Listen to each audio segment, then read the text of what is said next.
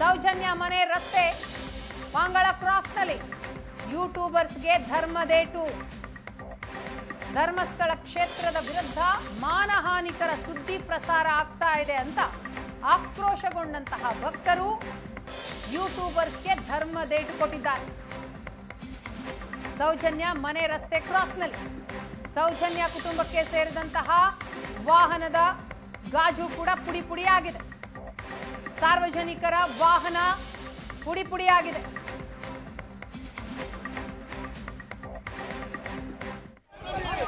ಇದು ಸಂಜೆ ಆದಂತಹ ಗಲಾಟೆಯ ದೃಶ್ಯವನ್ನು ನೀವು ನೋಡ್ತಾ ಇದ್ದೀರಿ. ಧರ್ಮಸ್ಥಳ ಭಕ್ತರು ಯೂಟ್ಯೂಬರ್ಸ್ ಧರ್ಮದೇಟು ಕೊಡ್ತಾರೆ.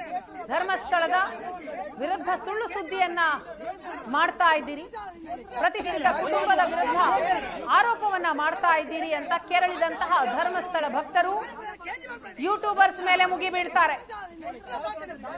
ಯೂಟ್ಯೂಬರ್ಸ್ಗೆ ಧರ್ಮದೇಟು ಕೊಟ್ಟಿದ್ದಾರೆ.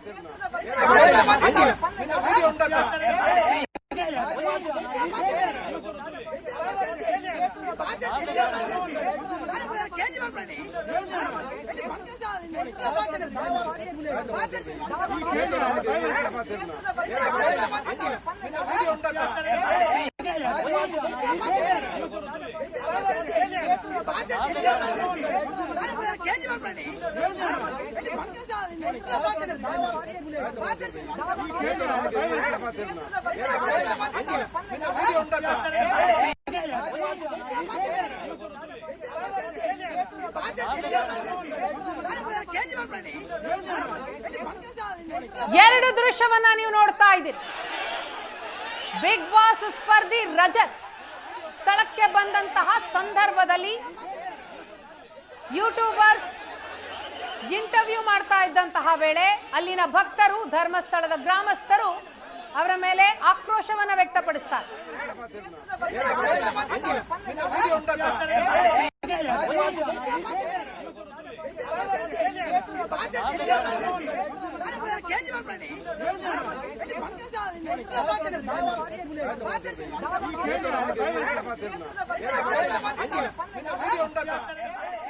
ಬಿಗ್ ಬಾಸ್ ಸ್ಪರ್ಧಿ ರಜತ್ ಸೌಜನ್ಯ ನಿವಾಸಕ್ಕೆ ಭೇಟಿ ಕೊಟ್ಟಂತಹ ಸಂದರ್ಭ.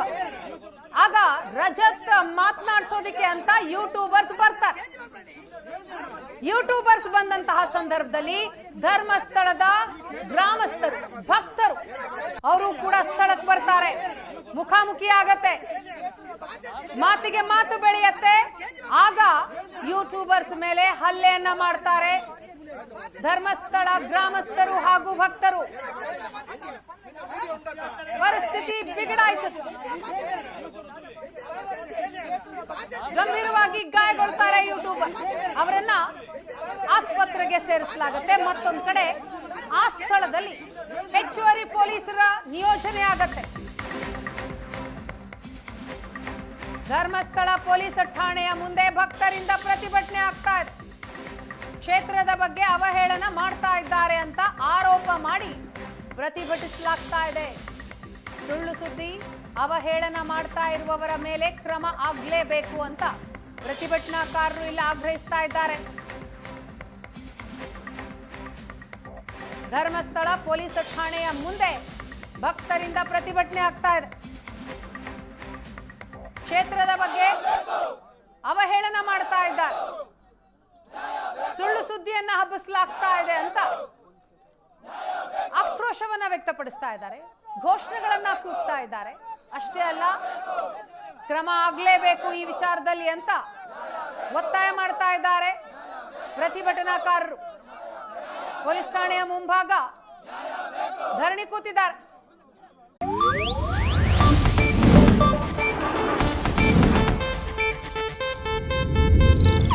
ಇದು ಏಷ್ಯಾನೆಟ್ ನ್ಯೂಸ್ ನೆಟ್ವರ್ಕ್ ಪ್ರಸ್ತುತಿ.